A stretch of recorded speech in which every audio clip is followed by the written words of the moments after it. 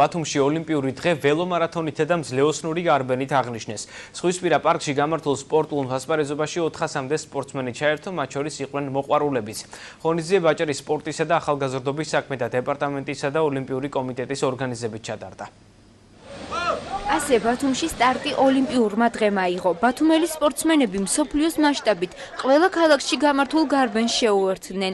ახალგაზრდა ველომბრბოლელებთან ერთად სპორტულ ასპარეზობაში ვეტერანი სპორტსმენებიც მონაწილეობდნენ. ძალიან მნიშვნელოვანია ჩემთვის ეს პირველი ადგილი რომ ავიღე, მაინც იმიტომ რომ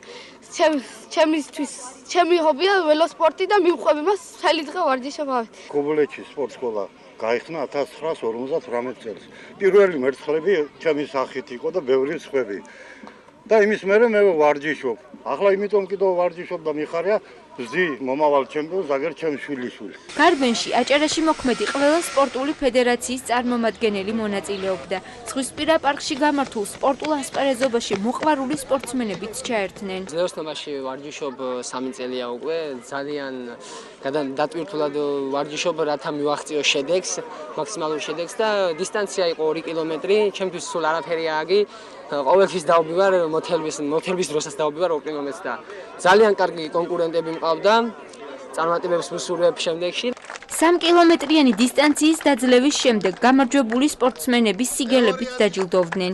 სიმბოლური საჩუქარი კი ასპარეზობის ყველა მონაწილემ მიიღო. ღონისძიება აჭარის ოლიმპიური კომიტეტისა და სპორტისა და ახალგაზრდობის საქმეთა დეპარტამენტის ორგანიზებით გაიმართა. აი აქ არის ჯანსაღი სხეული ჯანსაღის სული, საიდანაც ქვეყანა მიიღებს ჯანსაღ განვითარებულ მტკიცე მყარი ნებისყოფის ადამიანებს და კარგი იქნება თუ ესეთი ღონისძიებები არა მხოლოდ ერთი დღე, როგორც ოლიმპიური კომიტეტის დღე, ხშირად მოეწყობა. დიდ სპორტულ ღონისძიებაში მონაწილეობის მიღება მათთვის დღესასწაულია. მე მინდა ამ ბავშვებს უსურვო წარმატებები ყველას თავიანთ სახეობებში.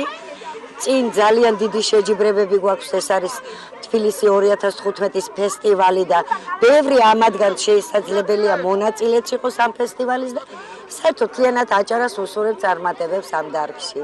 აჭარის სპორტის დეპარტამენტში ამბობენ, რომ დღევანდელი ღონისძიება ერთჯერადი არ არის და ახალგაზრდებში სპორტის პოპულარიზაციისთვის არაერთი მიზნობრივი პროგრამაა გათვალისწინებული. ძალიან მნიშვნელოვანია ესეთი ღონისძიება, იმიტომ უნდა მოვახდინოთ სპორტის პოპულარიზაცია და რაც მეტი ახალგაზრდა ჩაერთვება და არა მხოლოდ ახალგაზრდა და არა მხოლოდ სპორტის წარმომადგენლები, ფედერაციის და ნაკრები გუნდებით, ისე მოყვარულის დონეზე ჩვენი მთავარი ამოცანაც და პრიორიტეტი სწორედ ეგ არის. ძალიან ბევრ აქტივობებს გეგმავთ.